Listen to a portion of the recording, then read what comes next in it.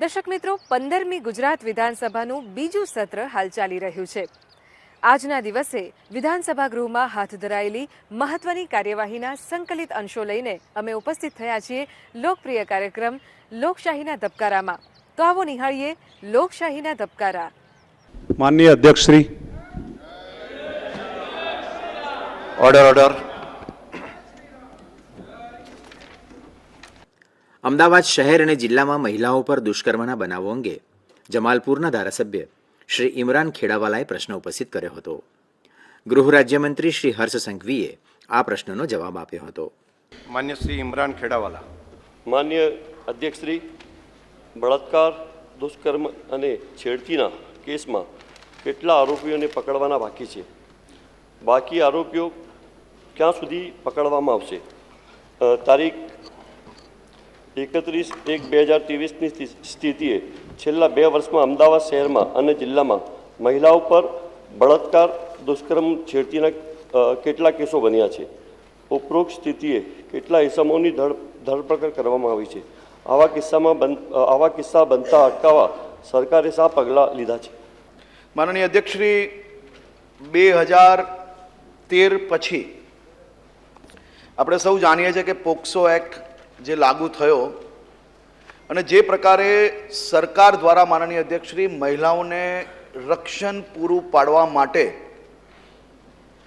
મહિલાઓ સીધી રીતે પોલીસ સ્ટેશનમાં એનો કેસ દાખલ કરાવી શકે, એના વિષયો મૂકી શકે, તે માટે રાજ્ય સરકારે માનનીય અધ્યક્ષશ્રી તમામ પોલીસ સ્ટેશનોમાં મહિલા ફોર્સ એટલે કે સી ટીમ ઊભી કરી અને એ સી ટીમના માધ્યમથી માનનીય અધ્યક્ષશ્રી આ પ્રકારના કિસ્સાઓમાં છેલ્લા અનેક વર્ષથી માનનીય અધ્યક્ષશ્રી આ રાજ્યની મહિલાઓને ન્યાય અપાવવાની કામગીરી કરી છે.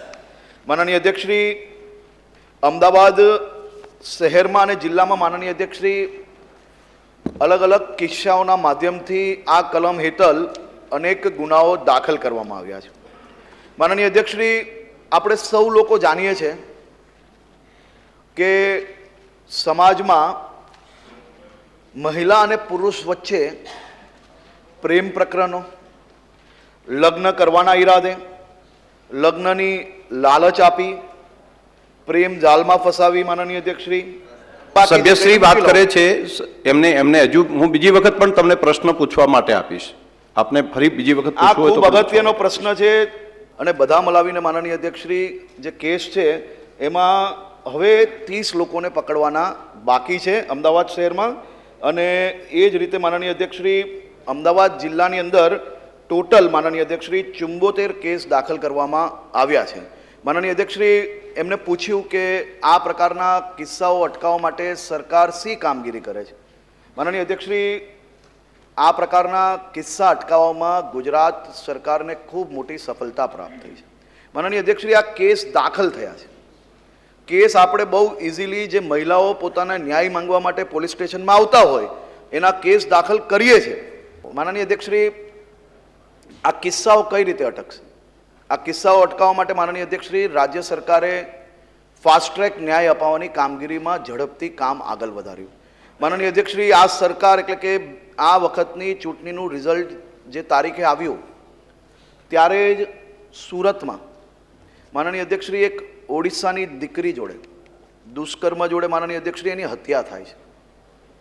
માત્ર 90 દિવસ બી નથી થયા માનનીય અધ્યક્ષશ્રી અને કાલે જે મેં આપણા માધ્યમથી ગૃહને 10 કેસ કહેલા, કાલે માનનીય અધ્યક્ષશ્રી 11મા કેસની અંદર 90 દિવસની અંદર ચાર્જશીટ નહીં માનનીય અધ્યક્ષશ્રી ન્યાય મળી ગયો છે અને મને પાક્કો વિશ્વાસ છે કે આજે બપોરે જે સજા ડિક્લેર થશે એમાં ગંભીર સજા માનનીય અધ્યક્ષશ્રી આપવામાં આવશે અને આ જ માધ્યમથી માનનીય અધ્યક્ષશ્રી ગુનાઓ પર કંટ્રોલ થતા હોય છે. બાકી આરોપી બી માનનીય અધ્યક્ષશ્રી ખૂબ ઝડપથી પકડવામાં આવશે. હમણાં આ જ પ્રકારે માનનીય અધ્યક્ષશ્રી આખા સ્ટેટમાં જે જૂના વોન્ટેડ લોકો છે એ તમામ લોકોને પકડવાની ડ્રાઈવ ચાલી રહી છે અને ઝડપથી આ તમામ લોકોને પકડીને ન્યાય અપાવવામાં આવશે.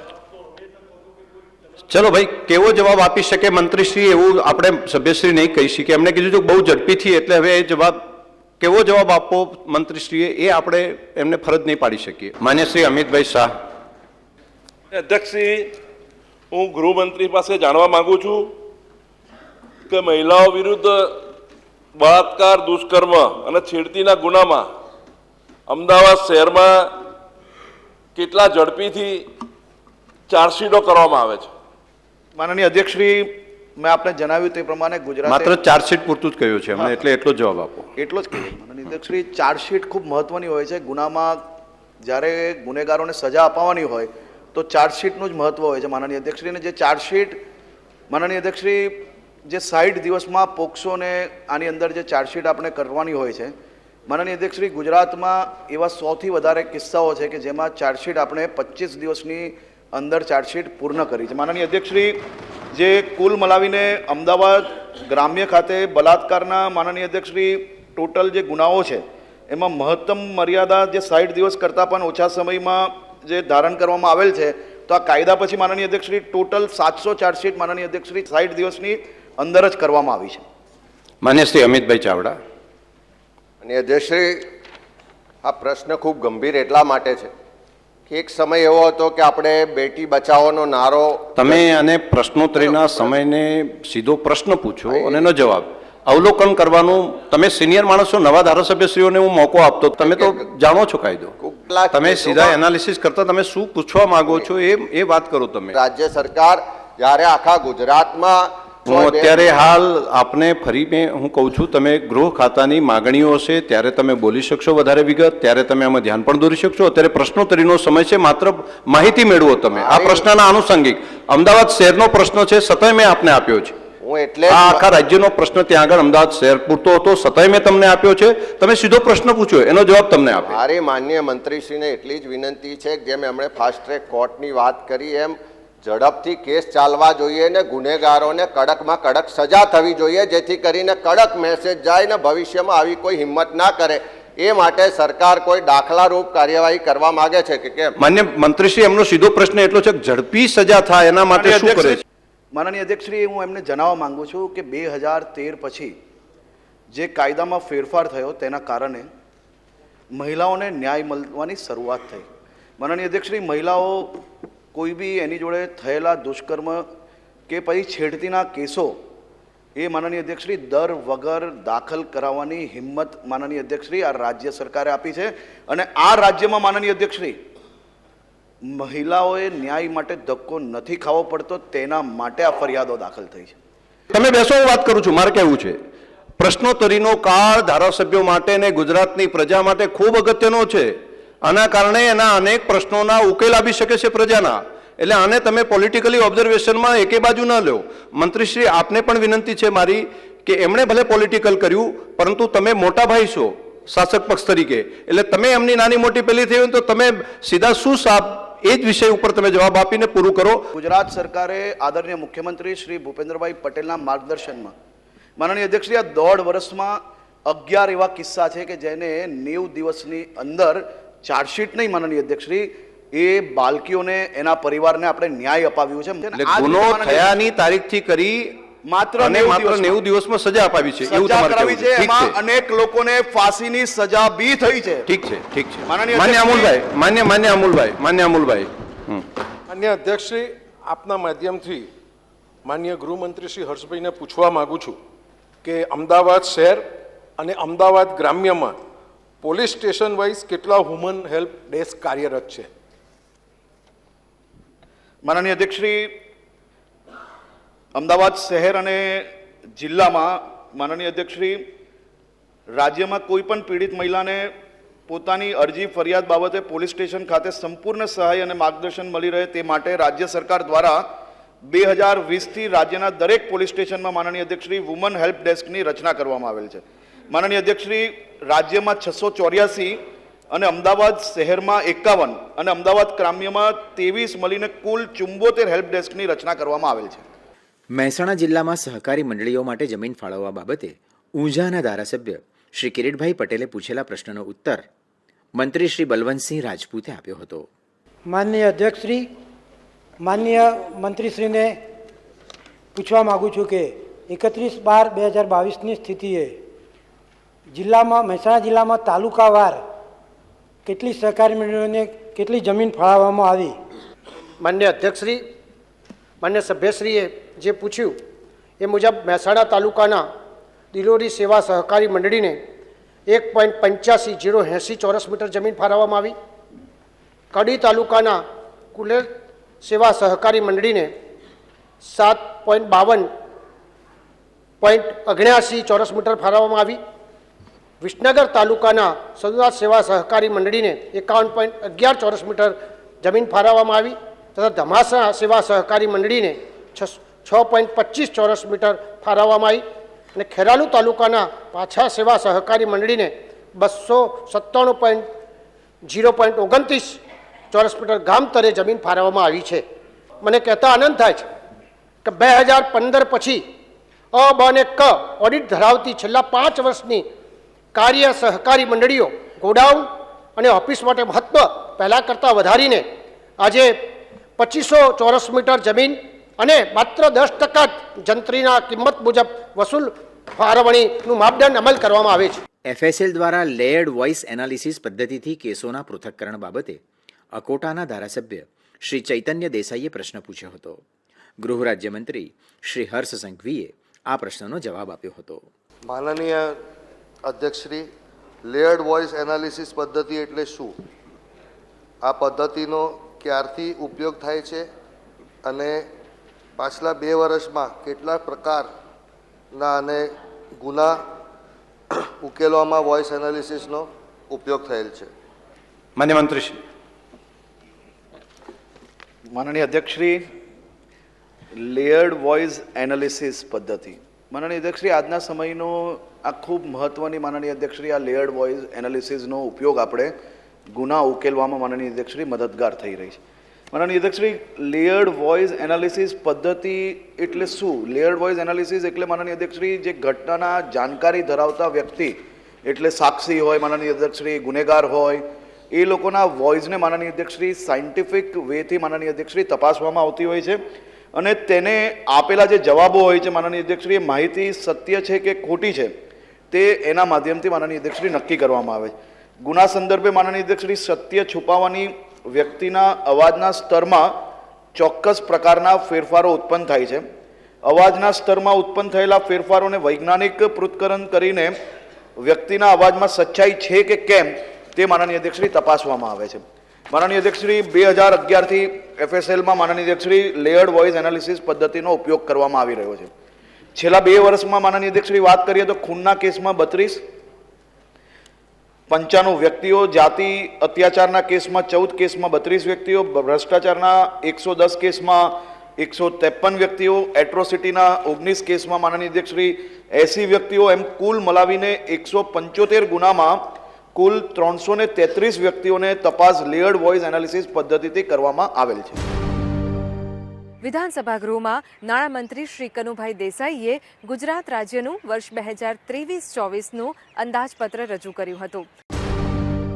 માનનીય અધ્યક્ષશ્રી, હું સને 2023-24ના નાણાકીય વર્ષનું માટેનું અંદાજપત્ર રજૂ કરવા ઊભો થયો છું.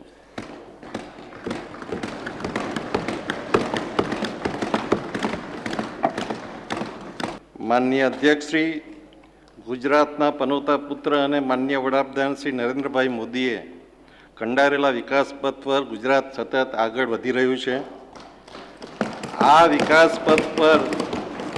વિકાસ પર વિશ્વાસ મૂકી ગુજરાતની 6.5 કરોડની જનતાએ 15મી વિધાનસભાની ચૂંટણીમાં પ્રચંડ બહુમતીથી અમને જનાદેશ આપ્યો છે.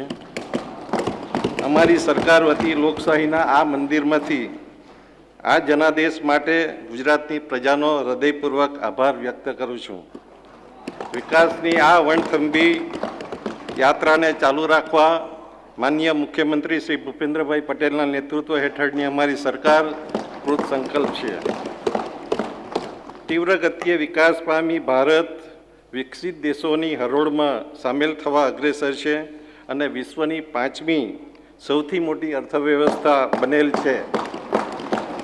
ભારત પ્રાચીન કાળની વિશ્વગુરુની ઓળખ પુનઃપ્રાપ્ત કરી રહ્યું છે. વિશ્વના મોટા 19 દેશો અને યુરોપિયન યુનિયનના G20ના વર્ષ 2023 માટે નેતૃત્વ કરવાનું ગૌરવ દેશને પ્રાપ્ત થયેલ છે. માનનીય અધ્યક્ષશ્રી, ગુજરાતના વેગવંતા વિકાસની અમારી પરિકલ્પનાના 5 સ્તંભ છે. વિકાસનો પહેલો સ્તંભ સમાજના ગરીબ અને જરૂરિયાતમંદ વર્ગને પાયાની સુવિધાઓ સામે સામાજિક સુરક્ષા ઉપલબ્ધ કરાવવાનો છે. તેઓ આ વિકાસમાં સહભાગી થાય તે અમારી સરકારની પ્રાથમિકતા છે. સમતોલ વિકાસના લક્ષ્યને પ્રાપ્ત કરવા માટે માનવ સંશોધનનો વિકાસ દ્વિતીય સ્તંભ છે. જન સુખાકારી તેમજ આર્થિક સમૃદ્ધિને વધારે સુદૃઢ બનાવવા વિશ્વસ્તરીય આંતરમાળખાકીય સવલતો ઊભી કરવી એ અમારો તૃતીય સ્તંભ છે. ખાનગી રોકાણને પ્રોત્સાહન આપી કૃષિ, ઔદ્યોગિક અને સેવા ક્ષેત્રે ખાસ કરીને પ્રવાસન ઉદ્યોગ થકી રોજગારની નવી તકોનું સર્જન કરવાનો આ વિકાસ યાત્રાનો ચોથો સ્તંભ છે. પાંચમો સ્તંભ ગ્રીન ગ્રોથ થકી પર્યાવરણની જાળવણી અને ઉપલબ્ધ સંસાધનોનો કાર્યક્ષમ ઉપયોગ કરવાનો છે.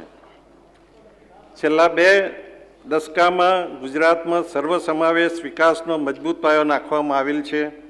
આ પાયા પર અમૃતકાળ માટે ગુજરાતના સામાજિક અને આર્થિક વિકાસની દિશા નિર્ધારિત કરતું અંદાજપત્ર લઈને હું આ સન્માનીય ગૃહ સમક્ષ ઉપસ્થિત થયો છું.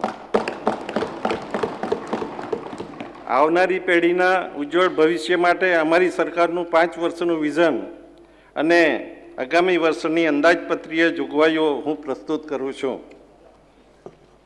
માનનીય અધ્યક્ષશ્રી, પ્રથમ સ્તંભ ગરીબ અને જરૂરિયાતમંદ વર્ગો માટેની પાયાની સુવિધાઓ સહિત સામાજિક સુરક્ષા માટે આગામી 5 વર્ષમાં અંદાજે 2 લાખ કરોડનો ખર્ચ.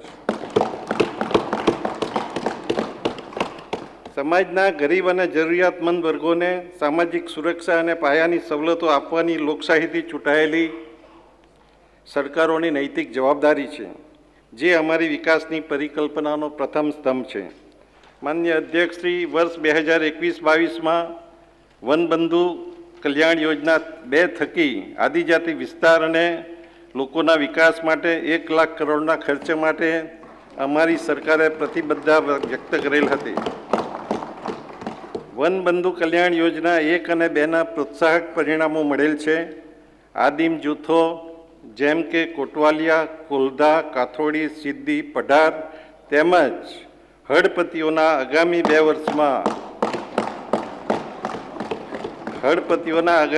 વર્ષમાં સર્વાંગી વિકાસ માટે મુખ્યમંત્રી આદિમજાતિ સર્વાંગી વિકાસ ઉત્કર્ષ યોજનાની હું જાહેરાત કરું છું. સર્વગ્રાહી અને સંતુલિત વિકાસની આ યાત્રા આગળ ધપાવતા શ્રમયોગીઓના કલ્યાણ માટે હું મુખ્યમંત્રી શ્રમિક બસેરા યોજનાની જાહેરાત કરું છું. કામના સ્થળથી નજીક પાયાની સવલતો સાથેની રહેણાંકની વ્યવસ્થા શ્રમિકના કુટુંબ માટે ખુશાલી લાવશે. શ્રમિકોને ₹5ના નજીવી દરે વજન ઉપલબ્ધ કરાવતી શ્રમિક અન્નપૂર્ણા યોજનાનો વ્યાપ વધારી નવા 150 કેન્દ્રો શરૂ કરવામાં આવશે. દ્વિતીય સ્તંભ માનવ સંસાધન વિકાસ માટે આગામી 5 વર્ષમાં અંદાજે 4 લાખ કરોડનો ખર્ચ. સમાજનો દરેક વર્ગ પોતાના બાળકોના ઉજ્જવળ ભવિષ્ય માટે વિશેષ પ્રયત્નો કરે છે, એ સર્વવિદિત છે. અન્ય વિકસિત અને વિકાસશીલ રાષ્ટ્રોની સરખામણીમાં ભારતનું માનવધન યુવાન છે. અમૃતકાળમાં ભારતના યુવાધનનું ડેમોગ્રાફિક ડિવિડન્ડ ઊંચા વિકાસ તરફ લઈ જનાર છે. આપણા ખોરાકમાં પોષક અને સુપાચ્ય જાડા ધનનો ઉપયોગ સદીઓથી પ્રચલિત હતો, જેનું મહત્ત્વ સ્વીકારી સંયુક્ત રાષ્ટ્ર સંઘે વર્ષ 2023ને મિલેટ વર્ષ જાહેર કરેલ છે. આગામી વર્ષથી મધ્યાહન ભોજન અને આંગણવાડીમાં આવા સ્ત્રી અન્ન એટલે કે મિલેટનો સમાવેશ કરવાનો અમે નિર્ધાર કર્યો છે. પ્રધાનમંત્રી જન આરોગ્ય મા યોજના અંતર્ગત પાત્રતા ધરાવતા પરિવારોને કેશલેસ આરોગ્ય સારવાર આપવામાં આવે છે. આ યોજના અંતર્ગત રાજ્યના 85 લાખ કુટુંબો સરકારી અને ખાનગી ક્ષેત્રની 2000 કરતાં વધુ હોસ્પિટલોના નેટવર્ક મારફત નિઃશુલ્ક સારવાર મેળવે છે. આ યોજનામાં કુટુંબ દીઠ વીમાની વાર્ષિક મર્યાદા 5 લાખથી વધારીને ₹10 લાખ કરવાની હું જાહેરાત કરું છું. ગુજરાતના ઉત્તરોત્તર વિકાસ દ્વારા જ્ઞાન આધારિત સમાજ બનાવવા અમે કૃત સંકલ્પ છીએ. અમારા બીજા સ્તંભ એવા માનવ સંસાધન વિકાસ માટે આગામી 5 વર્ષમાં રૂપિયા 4 લાખ કરોડનો ખર્ચ કરવામાં આવશે. માન્ય અધ્યક્ષશ્રી, તૃતીય સ્તંભમાં વિશ્વ કક્ષાની આંતરમાળખાકીય સગવડો ઊભી કરવા આગામી 5 વર્ષમાં અંદાજિત 5 લાખ કરોડનો ખર્ચ કરવામાં આવશે. આવનારું દશક ભૌતિક અને સામાજિક આંતરમાળખાકીય ક્ષેત્રે આમૂલ પરિવર્તન લાવનાર છે. ઇઝ ઓફ લિવિંગ વધારવા અને આંતરરાષ્ટ્રીય મૂડીને આકર્ષવા ઇન્ફ્રાસ્ટ્રક્ચરની ગુણવત્તા અને આંતરરાષ્ટ્રીય કક્ષે લઈ જવાની જરૂરિયાત છે. શહેરી વિકાસ, ઉર્જા, રોડ, પાણી, રસ્તા, આઈટી કનેક્ટિવિટી જેવા ક્ષેત્રોમાં માળખાકીય સગવડો માટે વધારે નાણાકીય ભંડોળ ફાળવવામાં આવશે. માન્ય અધ્યક્ષશ્રી, ઉર્જા રાજ્યના ગતિશીલ વિકાસનું ચાલક બળ છે. ગત વર્ષે રાજ્યનો વીજ વપરાશ 22,000 મેગાવોટના પીક લોડ સુધી પહોંચેલ છે, જે આગામી 10 વર્ષમાં વધીને 35,000 મેગાવોટ જેટલો થવાની શક્યતા છે.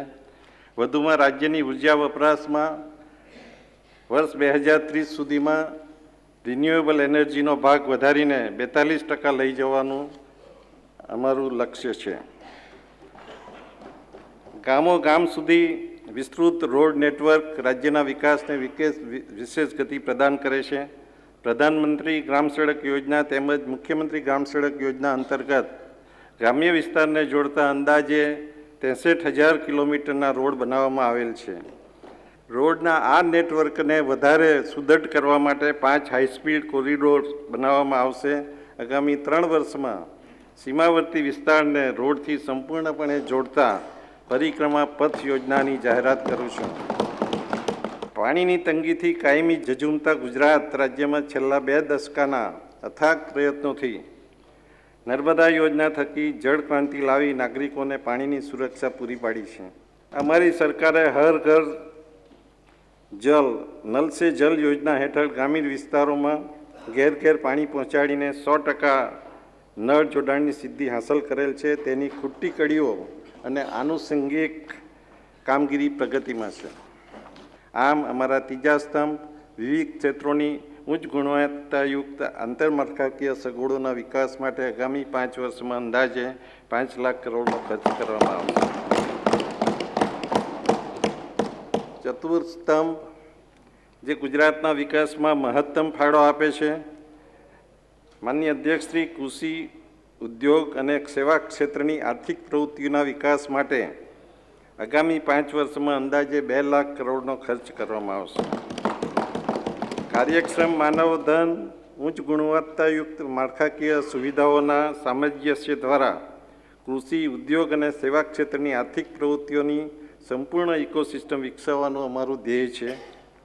આર્થિક પ્રવૃત્તિઓ દ્વારા રોજગારીની ઉત્તરોત્તર વિશેષ તકો ઊભી કરવાની અમારી નેમ છે, જે અમારો ચોથો સ્તંભ છે. માનનીય અધ્યક્ષશ્રી, રાજ્યમાં ખાનગી મૂડીરોકાણને પ્રોત્સાહન આપવા માટે આત્મનિર્ભર ગુજરાત યોજના અંતર્ગત the schemes for assistance to industries નીતિ જાહેર કરવામાં આવેલ છે. રાજ્યના 5 પ્રવાસન સ્થળો સ્ટેચ્યુ ઓફ યુનિટી, સફેદ રણ, ધોળાવીરા, અંબાજી ધરોઈ ક્ષેત્ર, ગીર અભયારણ્ય, સોમનાથ અને દ્વારકા શિવરાજપુર બીચને વિકસાવવા માટે આગામી 5 વર્ષમાં અંદાજે 8,000 કરોડનો ખર્ચ કરવામાં આવશે. વધુમાં રાજ્યમાં ધાર્મિક પ્રવાસન, હેરિટેજ, એડવેન્ચર અને ઇકો ટુરિઝમને ઉત્તેજન આપવા વધારાના અંદાજે 10,000 કરોડના ખર્ચે વિકાસ કરવાનું આયોજન કરવામાં આવ્યું છે. દ્વારકાધીશ શ્રી કૃષ્ણ ભારતીય સંસ્કૃતિના મહાનાયક અને કરોડો લોકોની આસ્થાના પ્રતીક છે. દ્વારકા પુરાતન ભારતની મોક્ષદાયીની 7 નગરીઓમાં સ્થાન ધરાવે છે અને 4 ધામ પૈકીનું એક ધામ છે. દ્વારકાધીશ મંદિર અને પરિસરનો સંપૂર્ણ વિકાસ કરવા યાત્રાધામ કોરિડોર બનાવી દ્વારકા નગરીના મૂળ વૈભવને પુનઃસ્થાપિત કરવાનો સરકારે સંકલ્પ કર્યો છે.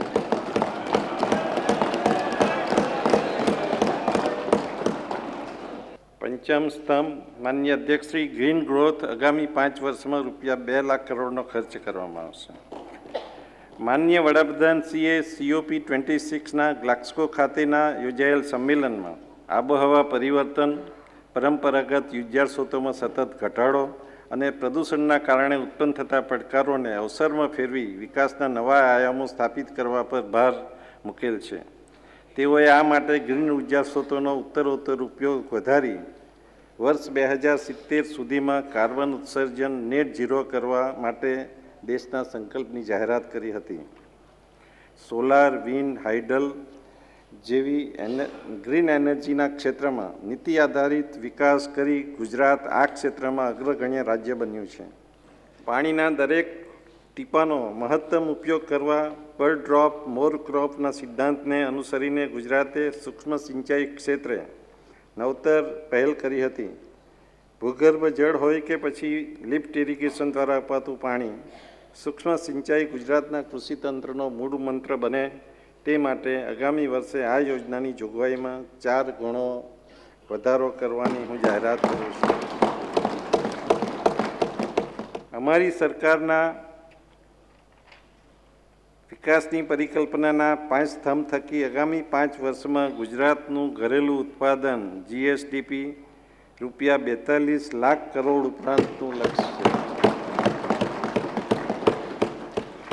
આવનારી પેઢીના વિવેકપૂર્ણ અને ગુણવત્તાયુક્ત રોકાણ રૂપે અમે અંદાજપત્રીય જોગવાઈઓમાં અભૂતપૂર્વ એવો 23.38% નોંધપાત્ર વધારો લઈને આવ્યા છે. આ અંદાજપત્રમાં મૂડી ખર્ચમાં ધરખમ વધારો કરી 72,509 કરોડની જોગવાઈ કરવામાં આવી છે, જે ગત વર્ષ કરતાં 91% વધુ છે. મૂડી ખર્ચનો આ વધારો વિકાસ યાત્રામાં એક સીમાચિહ્નરૂપ બનશે એવી મને ખાતરી છે.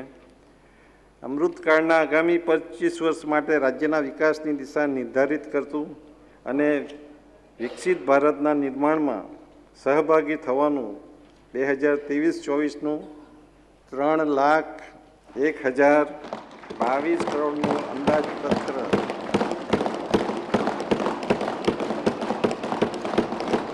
3,01,022 કરોડનું અંદાજપત્ર આ સન્માનીય ગૃહ સમક્ષ હું રજૂ કરું છું. માનનીય અધ્યક્ષશ્રી, વર્ષ 2023-24ના અંદાજ મુજબ મહેસૂલી હિસાબ પુરાંત 9,038.30 કરોડ રહેશે. મહેસૂલી હિસાબ સાથે મૂડી હિસાબ અને ચોખ્ખા જાહેર હિસાબને ગણતરીમાં લેતા વર્ષ 23-24માં અંદાજે રૂપિયા 916.87 કરોડની એકંદર પુરાંત દર્શાવે છે.